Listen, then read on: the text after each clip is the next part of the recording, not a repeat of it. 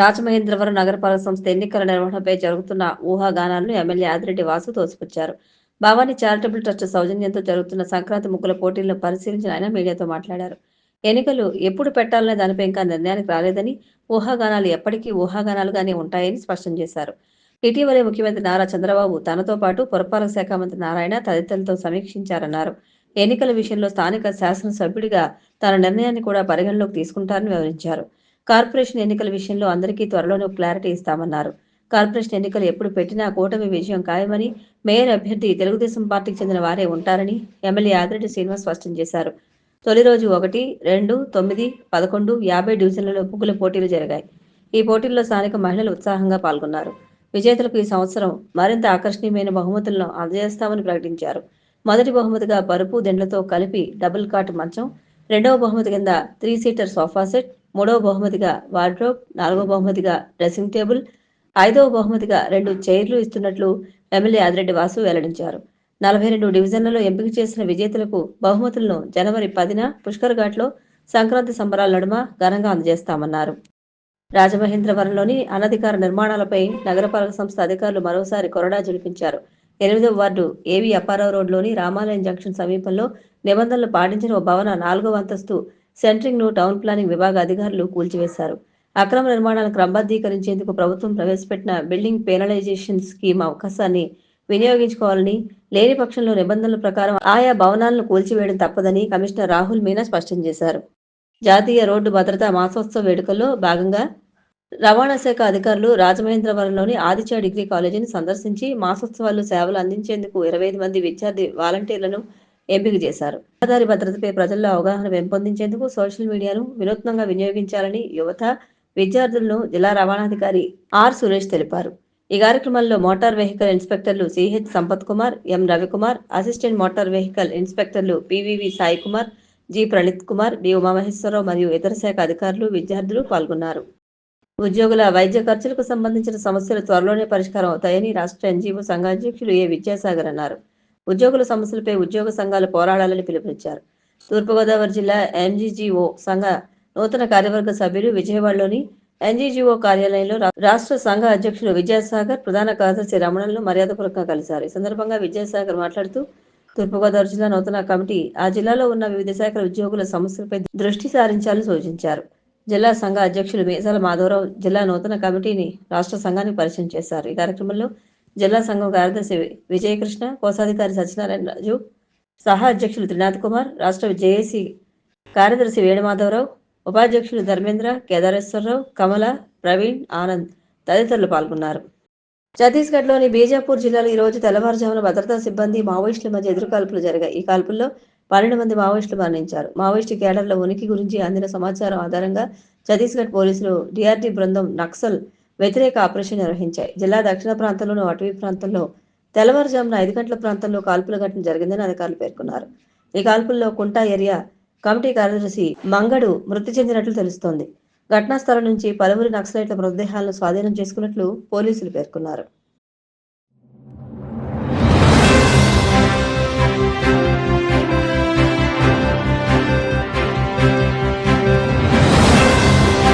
నమస్కారం. CCC digital 2:30 PM న్యూస్కు స్వాగతం. ముందుగా ముఖ్యాంశాలు. గత వైసీపీ ప్రభుత్వ హయాంలో నిర్వహించిన భూ సర్వేలో అవకతవకలు జరిగాయన్న డిప్యూటీ స్పీకర్ రఘురామ వాటిని పరిష్కరించేందుకే రీసర్వే చేపట్టినట్లు స్పష్టీకరణ. చంద్రబాబు పర్యటనపై ప్రజలకు పలు అనుమానాలున్నాయన్న వైసీపీ మాజీ ఎమ్మెల్యే టీజేఆర్ సుధాకర్ బాబు వాటిని నివృత్తి చేయాలని డిమాండ్. తిరుమల శ్రీవారిని దర్శించుకున్న కృష్ణంరాజు సతీమణి శ్యామలాదేవి ఆలయ మర్యాదలతో స్వాగతం పలికిన అధికారులు. రాజకీయ ప్రయోజనాల కోసమే కేసీఆర్ జల వివాదాన్ని రెచ్చగొడుతున్నారన్న సీఎం రేవంత్. గత ప్రభుత్వం తెలంగాణకు 34% వాటాకే అంగీకరించి అన్యాయం చేస్తుందని ఆరోపణ. పశ్చిమ గోదావరి జిల్లా కాళ్ల మండలం పెదామిరం గ్రామంలో డిప్యూటీ స్పీకర్ ఉండి ఎమ్మెల్యే కనుమూరి రఘురామకృష్ణంరాజు జిల్లా కలెక్టర్ చెదలవాడ నాగరాణి చేతుల మీదుగా రైతులకు పాస్బుక్లు పంపిణీ చేశారు. ఈ సందర్భంగా రఘురామకృష్ణంరాజు మాట్లాడుతూ గత వైసీపీ ప్రభుత్వ హయాంలో నిర్వహించిన భూ సర్వేలో అవకతవకలు జరిగాయని, నేడు వాటన్నింటినీ పరిష్కరించేందుకు రీసర్వే చేపట్టడం జరిగిందని, రైతులందరూ సహకరించాలని కోరారు. నూతన నాణ్యతా ప్రమాణాలతో తయారైన ఈ పాస్బుక్లను అన్ని గ్రామాల్లోనూ అందరూ రైతులకు అందజేయడం జరుగుతుందన్నారు. జిల్లా కలెక్టర్ నాగరాణి మాట్లాడుతూ గతంలో జరిగిన సర్వేపై ప్రభుత్వం కొన్ని సూచనలు ఇచ్చిందని, ఆ సూచనలు పాటిస్తూ వాటికి అనుగుణంగా సర్వే చేయడం జరుగుతుందన్నారు. ఈ కార్యక్రమంలో జేసీ రాహుల్ కుమార్ రెడ్డి, ఆర్డీఓ ప్రవీణ్ కుమార్ రెడ్డి, గ్రామ సర్పంచ్ డొక్కు సోమేశ్వరరావు, మండల తెలుగుదేశం పార్టీ అధ్యక్షులు ఆరేటి వెంకటరత్న ప్రసాద్, కోర రామ్మూర్తి, రెవెన్యూ సిబ్బంది, రైతులు పాల్గొన్నారు.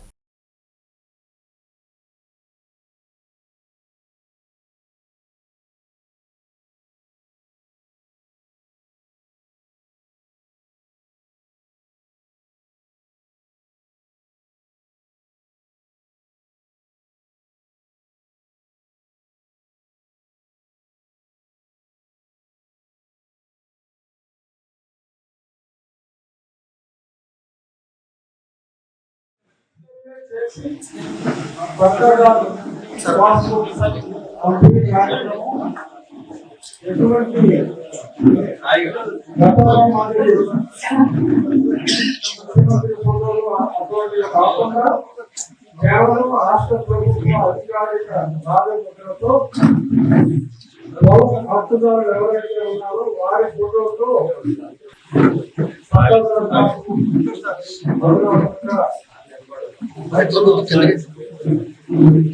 క్వాలిటీతో ప్రింట్ చేసి ఎగ్జిబిషన్ చేయడం ప్రారంభించడం ఈరోజు.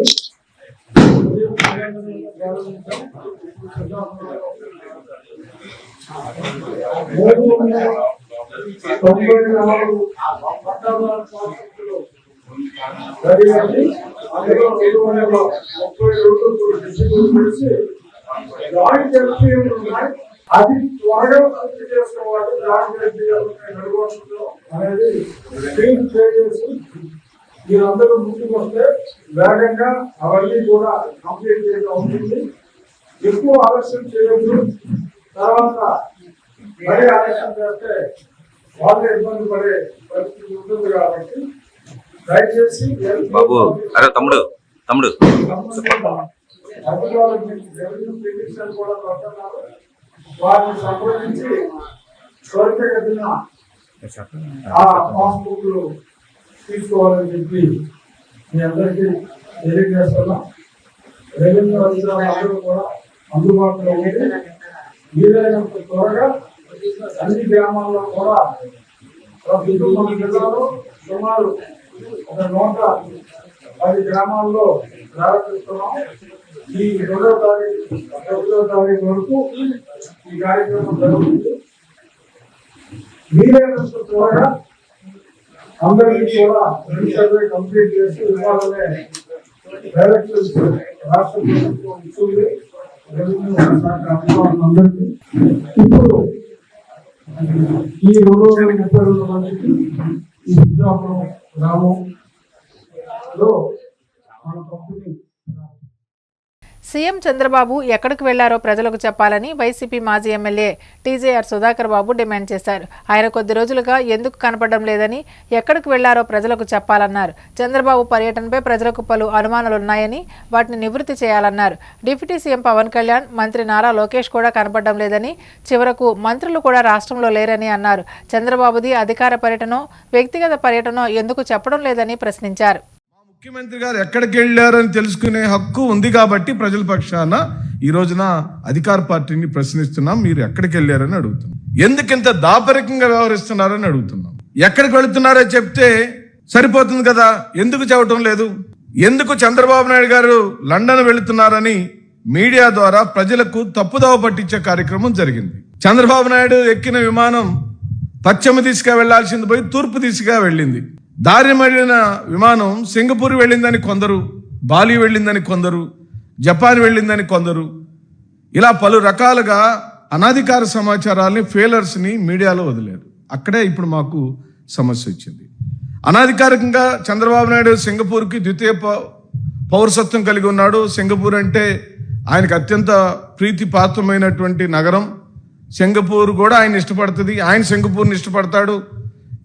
ఈ దేశంలో ఏ ముఖ్యమంత్రి వెళ్ళాలని సార్లు మన రాష్ట్ర ముఖ్యమంత్రి అయిన నారా చంద్రబాబు నాయుడు గారు సింగపూర్కి పదే పదే వెళుతూ ఉంటాడు. ఆయనకి సింగపూర్ అంటే ఇష్టం.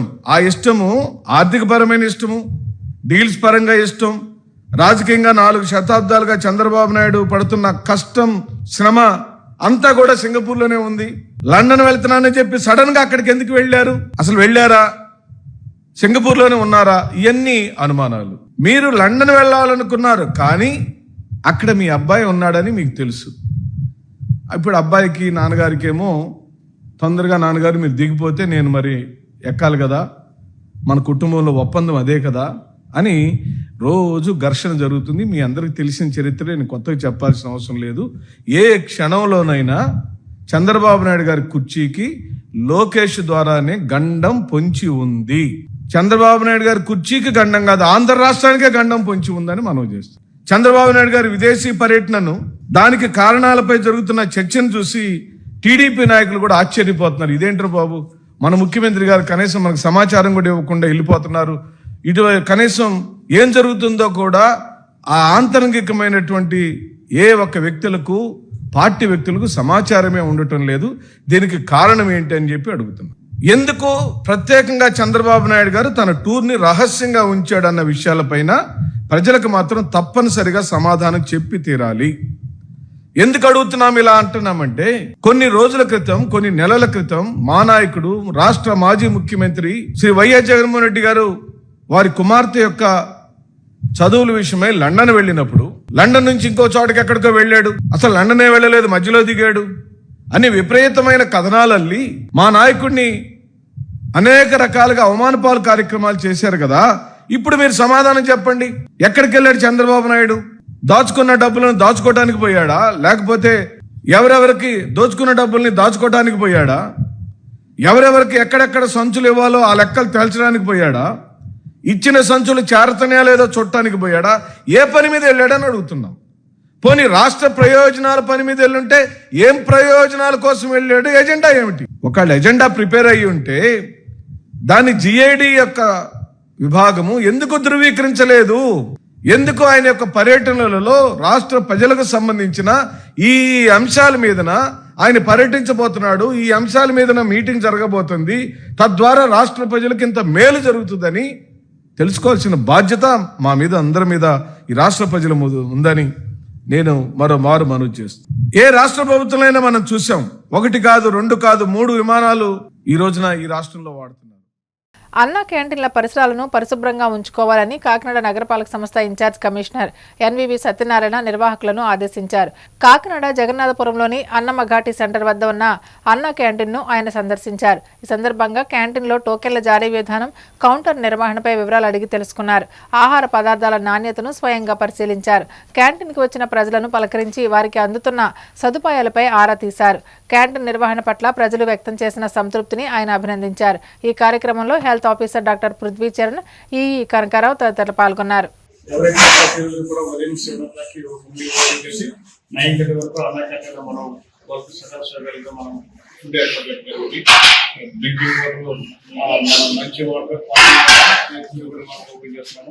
అదేవిధంగా మనకి శానిటేషన్ కూడా ఉంటుంది, హైజీనిక్ గా టేబుల్స్ కూడా ఉన్నాయి, హైజీనిక్ కూడా ఉండి మనం ఫుడ్ కూడా మంచిగా మనం కలిసి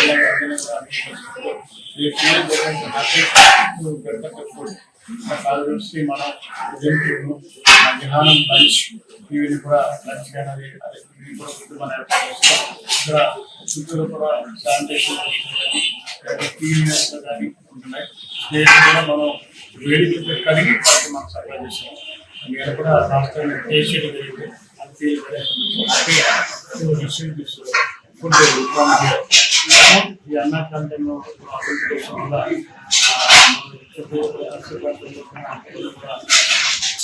సహకరిస్తున్నారు.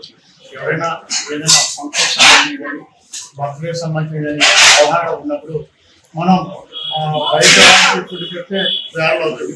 ఇక్కడ 3,000 రూపాయలు పెట్టి అంటే సుమారు 100 మంది వరకు మనకి గౌరవించడానికి అవకాశం ఉంది. ఏదైనా ముందుకు వచ్చినట్లయితే 2 kids మనం ఇస్తాం. మన దగ్గర నుండి ప్రోగ్రెస్ ఇస్తే ఎవరైతే మనకి భోజనం చేస్తారో వాళ్ళు భోజనం చేయడానికి వస్తారు. వాళ్ళ పేరున వాళ్ళ అబ్బాయి కానీ వాళ్ళ అమ్మాయి కానీ ఎవరికైనా కానీ ఫుడ్ దానం చేసి ఉంటుంది. తద్వారా మనం ఎంకరేజ్ చేస్తుంది. ముందుకు వస్తే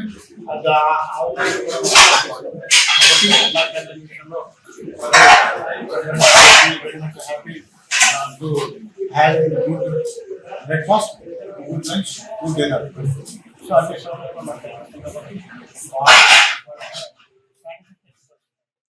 రజకుల ఆత్మగౌరవాన్ని పెంచే దిశగా నూతన సంవత్సరంలో కూటమి ప్రభుత్వం మరిన్ని సంక్షేమాన్ని అందించాలని ఉమ్మడి పశ్చిమ గోదావరి జిల్లా రజక జన సంఘ అధ్యక్షులు చిలకలపల్లి కట్లయ్య ఆకాంక్షించారు.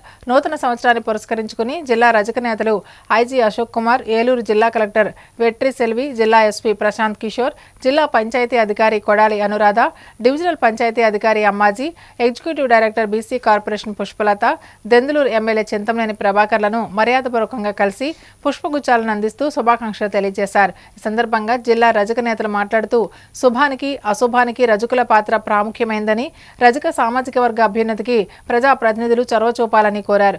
ఈ కార్యక్రమంలో ఆచంట సుధీర్ బాబు, గోవాడ శ్రీరాములు, సుబ్రహ్మణ్యం, కురపాటి లక్ష్మీ ప్రసన్న, గోవాడ రాము, గొల్లపూడి రమేష్, వి శ్రీనివాస్, కడలి సుబ్బయ్య తదితరులు పాల్గొన్నారు.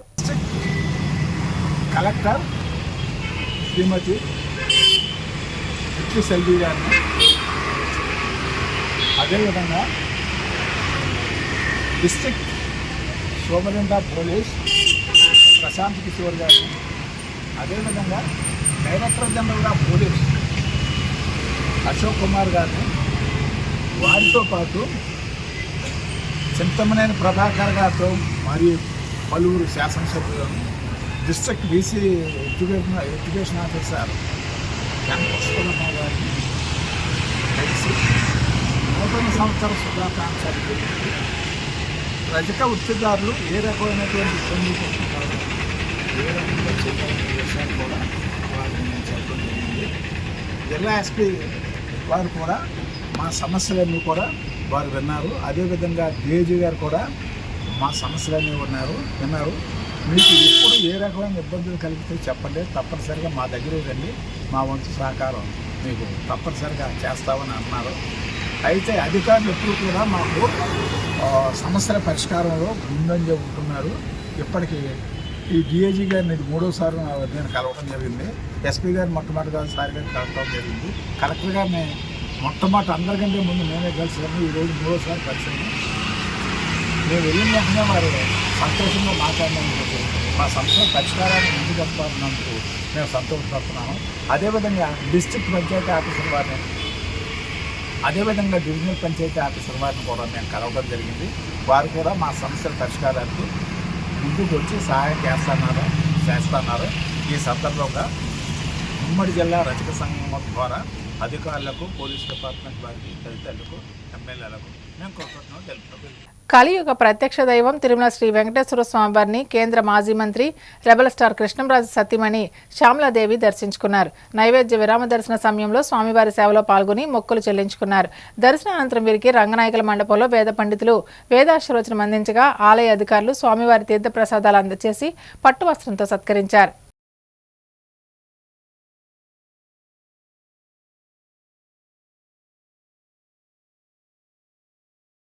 కృష్ణరాజు గారికి ఇష్టదైవం, కులదైవం ఆ వెంకటేశ్వర స్వామి గారు. ఎప్పుడు అనుకుంటే అప్పుడు వచ్చేసి ఆయన దర్శనం చేసుకొని వెళ్ళేవాళ్ళము. సో తర్వాత నేను ఇంకా రాలేదు, ఇప్పటి వరకు 7 years అయిపోయింది. ఒకసారి ఆయన ఎప్పుడు పిలుపు వస్తే అప్పుడే వెళదాం అనుకున్నాను. ఆయన దగ్గర నుంచి నాకు పిలుపు వచ్చింది.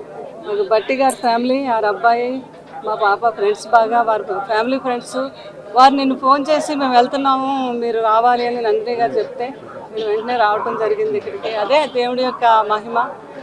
ఆయన్ని కొలిస్తే ప్రతి ఒక్కరికి ఆయన దేవుళ్ళు ఉంటాయి, ఆయన ఆశీస్సులు ఉంటాయి. అందరూ ఆయురారోగ్య అక్కడితో వర్ధిల్లాలని మనస్ఫూర్తిగా కోరుకుంటున్నాను. అలాగే మా కుటుంబం, మీ అందరూ మా కుటుంబం, తర్వాత మా ఫ్యాన్స్ అందరూ బాగుండాలి. అలాగే ప్రభాస్ గారు కూడా ఆయురారోగ్యంతో అష్టంతో వర్దిల్లాలని దీవించండి కొండమించి ఆయనకి. నెక్స్ట్ రాజాసాబు కూడా పెద్ద హిట్ అవుతుంది, అది మీ అందరి ఆశీర్వాదం కూడా ఉండాలి. ఆ మూవీని పెద్ద హిట్ చేయాలని మనస్ఫూర్తిగా మీ అందరినీ కోరుకుంటున్నాను. నేను పెళ్ళి అదే వెంకటేశ్వర స్వామి ఆయనే చేస్తారు. నేను ఆయన నమ్ముకుంటే దైవాజ్ఞ ఉండాలి కదా, ఆయన దైవాజ్ఞ ఉంది. బాబు కూడా చాలా హ్యాపీగా ఫీల్ అయ్యాను నేను కొండ మీద ఉన్నాను అని. అక్కడి నుంచి ఆయన బ్లెస్సింగ్స్ ఇచ్చాను నేను. ఆయన ఆశీస్సులతో రేపు 9వ తారీఖుని రాజాసాబ్ సినిమా మీ అందరూ ఆదరించి దాన్ని పెద్ద హిట్ చేయాలని. తెలంగాణ నీటి హక్కుల విషయంలో గత బీఆర్ఎస్ ప్రభుత్వం అనుసరించిన వైఖరిపై ముఖ్యమంత్రి రేవంత్ రెడ్డి తీవ్ర స్థాయిలో ధ్వజమెత్తారు. రాజకీయ ఉనికిని కాపాడుకోవడం కోసమే మాజీ సీఎం కేసీఆర్ ఇప్పుడు జల వివాదాలను మళ్లీ తెరపైకి తెచ్చి రెండు రాష్ట్రాల మధ్య భావోద్వేగాలను రెచ్చగొడుతున్నారని ఆయన తీవ్రంగా ఆరోపించారు. ప్రజాభవన్లో ప్రభుత్వం నిర్వహించిన నీళ్లు నిజాలు కార్యక్రమంలో భాగంగా మంత్రులు, ఎంపీలు, ఎమ్మెల్యేలు, ఎమ్మెల్సీలు ఏర్పాటు చేసిన అవగాహన సదస్సులో ఆయన ఈ వ్యాఖ్యలు చేశారు. నిన్న జరిగిన ఎన్నికలు, ఈ నీళ్ల వెనకాల కుత్సితమైన రాజకీయం ఉన్నది. తెలంగాణ రాష్ట్రం వచ్చిన తర్వాత లేదా చంద్రశేఖరరావు గారు మాజీ ముఖ్యమంత్రి అయిన తర్వాత 2023 డిసెంబర్లో జరిగిన అసెంబ్లీ ఎన్నికల్లో ఆ పార్టీ ఓడిపోయింది. 2024 పార్లమెంట్ ఎన్నికల్లో ఆ పార్టీ ఒక్క సీటు గెలవలేదు. ఆ పార్టీ పుట్టినప్పటి నుంచి ఈ పరిస్థితి ఎప్పుడు ఆ పార్టీకి లేదు.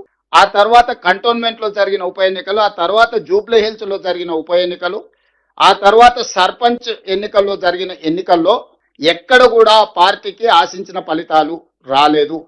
ఓటమి తప్ప పార్టీకి ఏమీ కనిపించలేదు. ఇప్పటి వరకు ఎన్నికల్లోనే ఓడిపోతూ వచ్చిన బీఆర్ఎస్ పార్టీ మనుగడనే కష్టమవుతుందని చంద్రశేఖరరావు గారు గుర్తించి బయటకు వచ్చి మళ్ళీ జల వివాదం రేపితేనే ఇరు రాష్ట్రాల మధ్య వైషమ్యాల నేపథ్యంలో తెలంగాణ రాష్ట్ర ప్రభుత్వము రేవంత్ రెడ్డి ఆంధ్రప్రదేశ్ కు సహకరిస్తున్నాడని ఒక అపోహను కల్పించడం ద్వారా తన పార్టీని బతికించుకునే ప్రయత్నంలో భాగంగా ఒక అబద్ధాల సంఘాన్ని ఏర్పాటు చేసుకొని అబద్ధాల సంఘం ద్వారా నోరు తెరిస్తే ప్రతి పదము అబద్ధం, తూకం వేస్తే 24 క్యారెట్ అబద్ధం. చంద్రశేఖరరావు గారు, హరీష్ రావు గారు చెప్పి ఏదైనా మీరు బంగారంతో మెజర్ చేయాల్సి 24 క్యారెట్ ఈజ్ చాలా అత్యంత నాణ్యమైన బంగారం అంటారు కదా, అట్లా 24 క్యారెట్ అబద్ధాలు చంద్రశేఖరరావు గారు, హరీష్ రావు గారు చెప్పి మన మీద అపోహలు కల్పించే ప్రయత్నం చేస్తున్నారు. వారి నిర్ణయాల వల్ల జరిగిన వాటిని ఉత్తమ్ కుమార్ రెడ్డి గారు చాలా డీటెయిల్ గా చెప్పారు. నేను పొలిటికల్ అప్రోచ్ చెప్పదలుచుకున్న సహచరం మంత్రులకు అండ్ ఎమ్మెల్యేలకు రేపు పొద్దుగాల వాదన వినిపించడానికి. గోదావరి బేసిన్ లో తుమ్మిడిహెట్టి నుంచి చేవెళ్ల వరకు నీళ్లు ఇవ్వడానికి ఆనాడు అంచనాలు వేసి 38,500 కోట్లతో మొదలుపెట్టిన ప్రాజెక్టును రీడిజైనింగ్ పేరు మీద తుమ్మిడిహెట్టి నుంచి మేడిగడ్డకు తరలించడం ద్వారా 1,50,000 కోట్లకు అంచనాలు పెంచారు. ఇందులో ప్రధానంగా ఆయన వ్యాపారం సింపుల్, అయిన ట్రేడ్ సీక్రెట్ ఏంది లేదు, పంపులు లిఫ్టులు. ఎన్ని పంపులు ఎన్ని లిఫ్టులు పెంచితే చంద్రశేఖరరావు గారి ఇంట్లో అంత కనక వర్షం కురుస్తుంది. వేరే ఏ ఫార్ములా కనిపెట్టలే ఆయన. ఈ మట్టి పని ఒకటి చేస్తాడు, తట పని ఒకటి చేస్తాడు, పంపులు లిఫ్టులు తీసుకురా ఆడబడి బిల్లులు ఎత్తేసి. కాళేశ్వరం మీద పీసీ ఘోష్ ఏం రిపోర్ట్ ఇచ్చిండో నేను చెప్పాల్సిన అవసరం లేదు, లోతుకి వెళ్ళదలుచుకోలేదు. సేమ్ ఫార్ములా జూరాల నుంచి ఉమ్మడి రాష్ట్రంలో మంజూరు చేసిన పాలమూరు రంగారెడ్డి ఎత్తిపోతల పథకాన్ని జూరాల నుంచి శ్రీశైలానికి తరలించిండు. 3 స్టేజ్లలో ఉండే పంపులు 5 స్టేజ్లకు మారింది. 22 పంపులు కాస్త 37 పంపులుగా మారింది. 32,500 కోట్లు 32,200 కోట్ల రూపాయలతో పూర్తి కావాల్సిన పాలమూరు రంగారెడ్డి ఎత్తిపోతల జూరాల సోర్స్ నుంచి ప్రాజెక్టు ఈ రోజు 84,000 కోట్లు ఖర్చు పెడితే కూడా పూర్తి అవుతుందనే గ్యారెంటీ లేదు, ఒక ప్రాథమిక అంచనా మాత్రమే. చంద్రశేఖరరావు గారి లెక్కల్లోనే 55,000 కోట్లకు పెరిగింది. ఇందులో ప్రధానంగా ఆయన సాధించిన విజయము 22 పంపులను 37 పంపులుగా మార్చిండు. 3 స్టేజీలో ఎత్తాల్సిన లిఫ్టులను 5 స్టేజీలోకి ఎత్తిండు. మొదటి విడతగా 45 టీఎంసీలు, రెండవ విడతల ఇంకొక 45 టీఎంసీలకు నీటి అనుమతులు సాధించి సిడబ్ల్యూసి క్లియరెన్స్ తీసుకొచ్చి బ్యాంకుల దగ్గరకు వచ్చి లోన్లు తీసుకొచ్చి ఏదో రకంగా ఈ ప్రాజెక్టును పూర్తి చేయాలని మనం బలమైన వాదన వినిపించి ముందుకెళ్తుంటే ఇప్పుడు ఇదంతా జరిగేటట్టే ఉన్నది. మన పర్సనల్ రిలేషన్స్ అనుకోండి, లేకపోతే ఎవ్రీ టైం ఉత్తమ్ కుమార్ రెడ్డి గారు వెళ్ళి కోర్టులో కూర్చుంటారు. మేము పోయి కన్సర్న్ మినిస్టర్ సుప్రీంకోర్టులో వేసిన ఇంకెన్ని సంవత్సరాలు మీ ట్రిబ్యునల్ పనిచేస్తుంది, 21 సంవత్సరాలు అయింది, ఇంకో 20 ఏళ్ళు చేస్తారా? నెక్స్ట్ 1 year లో 12 months లో tribunal has to decide. Tribunal ఖచ్చితంగా 84-85 సంవత్సరాలు వచ్చినాయి. ఆయనకు 65 ఏళ్ళు ఉన్నప్పుడు ఆయన నెత్తి, ఇప్పుడు ఆయనకి 85 ఏళ్ళు వచ్చినాయి. ఇక ఎన్నేళ్ళు అతన్ని ట్రిబ్యునల్ చైర్మన్ గా పెడతారో, అతని వయసు మీద పడుతుంది, కాలం గడిచిపోతుంది, మాకు సమస్యలు ఉన్నాయి, మీరు ఏదో ఒకటి చేయండి అని సుప్రీంకోర్టులో పిటిషన్ వేసి ఎక్స్పెడైట్ చేయమన్నాం. కన్సర్న్ మినిస్టర్ను, ప్రైమ్ మినిస్టర్ గారిని కూడా కలిసి 20 ఏళ్ళ పైన అయింది, ఇంకో 20 ఏళ్ళు జరిగితే మొత్తం తెలంగాణకు తీరని అన్యాయం జరిగితే నెక్స్ట్ 1 year లో కంక్లూడ్ చేయండి అని అంటే, కాస్త ఇప్పుడు అంతకుముందు సంవత్సరానికి 3 సార్లు వినేటోడు ఇప్పుడు నెలకు 3 సార్లు వినే కాడికి వచ్చింది. నెలకు 2 సార్లు 3 సార్లు ట్రిబ్యునల్ వాదనలు వింటుంది. దీన్ని స్పీడప్ చేసిన ఇవన్నీ జరిగితే, ఈ సమస్యలకు ఒక పరిష్కారం దొరికితే, ఈ ప్రాజెక్టులు పూర్తయితే, ఏ నీళ్ల ప్రాతిపదికన ఏర్పడ్డ పార్టీ ప్రభుత్వాన్ని 2 సార్లు అధికారంలో ఉండో చంద్రశేఖరరావు గారికి శాశ్వతంగా జల సమాధి, రాజకీయ సమాధి జరుగుద్దని ఈ రోజు తెలంగాణ ప్రజలందరినీ తప్పుదోవ పట్టించడానికి వారు ప్రయత్నం చేస్తుండ్రు. ఈ నేపథ్యంలో ఇక్కడ ఉన్న ప్రజాప్రతినిధులందరూ నూతన సంవత్సరం సందర్భంగా నిన్న రాత్రి హైదరాబాద్ నగర వ్యాప్తంగా పోలీసులు డ్రంక్ అండ్ డ్రైవ్ తనిఖీలు నిర్వహించారు. ఈ క్రమంలో నాంపల్లి పోలీస్ స్టేషన్ పరిధిలో ట్రాఫిక్ పోలీసులకు ఒక విచిత్రమైన అనుభవం ఎదురైంది. డ్రంక్ అండ్ డ్రైవ్ లో పట్టుబడిన ఒక యువకుడు పోలీసులపైనే దౌర్జన్యానికి దిగాడు. మద్యం సేవించి వచ్చిన అతను తన బైక్ను తిరిగి ఇవ్వాలని పోలీసులతో వాగ్వాదానికి దిగాడు. తన బైక్ తనకు ఇప్పించాలని తలను గోడకేసి బాదుకున్నాడు. ట్రాఫిక్ పోలీసులు ఎంత నచ్చచెప్పినా వినకుండా ఏడుస్తూ వారిని ముప్పు తిప్పలు పెట్టాడు.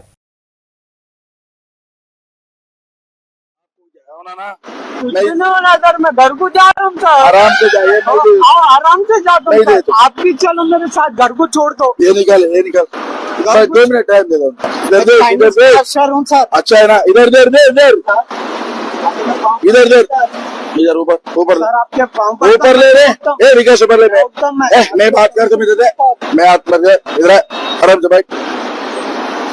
क्या काम करता पापा? चाइनीज का काम करता हूँ पापा रे पापा, पापा नहीं है, पापा भाई है ना, इधर पापा ऊपर रहने दे, इधर इधर पापा इधर, ऊपर हाँ ओके ओके, माँ के अंदर माँ माँ मेरे को काम घर पे इधर काम करते, माँ को देखने का अपन मेरे भैया वरने मतलब वरने फटाफट इधर देख इधर देख इधर देख इधर देख, गाड़ी किसका है वो? मेरे भैया का है ना, आराम से लेके जा, इधर देख आराम से लेके आराम से लेके जा, अच्छा रहता जब से, ठीक है। फादर ने नेम राजेश तिरवा सर, ऊपर है मेरे बाबा को भी जाते। फोन नंबर बोलो, 99494763। 2 मिनट है सर, कहाँ पढ़ू क्या सर? अरे ऐसा नहीं, अरे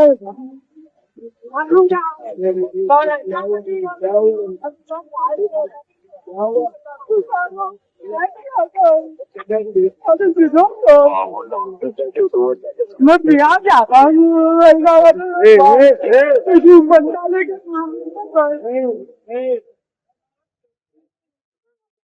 వార్తలు ముగించే ముందు ముఖ్యాంశాలు మరోసారి. గత వైసీపీ ప్రభుత్వ హయాంలో నిర్వహించిన భూ సర్వేలో అవకతవకలు జరిగాయన్న డిప్యూటీ స్పీకర్ రఘురామ. వాటిని పరిష్కరించేందుకే రీసర్వే చేపట్టినట్లు స్పష్టీకరణ. చంద్రబాబు పర్యటనపై ప్రజలకు పలు అనుమానాలున్నాయన్న వైసీపీ మాజీ ఎమ్మెల్యే టీజేఆర్ సుధాకర్ బాబు. వాటిని నివృత్తి చేయాలని డిమాండ్. తిరుమల శ్రీవారిని దర్శించుకున్న కృష్ణంరాజు సతీమణి శ్యామలాదేవి. ఆలయ మర్యాదలతో స్వాగతం పలికిన అధికారులు. రాజకీయ ప్రయోజనాల కోసమే కేసీఆర్ జల వివాదాన్ని రెచ్చగొడుతున్నారన్న సీఎం రేవంత్. గత ప్రభుత్వం తెలంగాణకు 34% వాటాకే అంగీకరించి అన్యాయం చేసిందని ఆరోపణ. సిసిసి న్యూస్ సమాప్తం. నమస్కారం.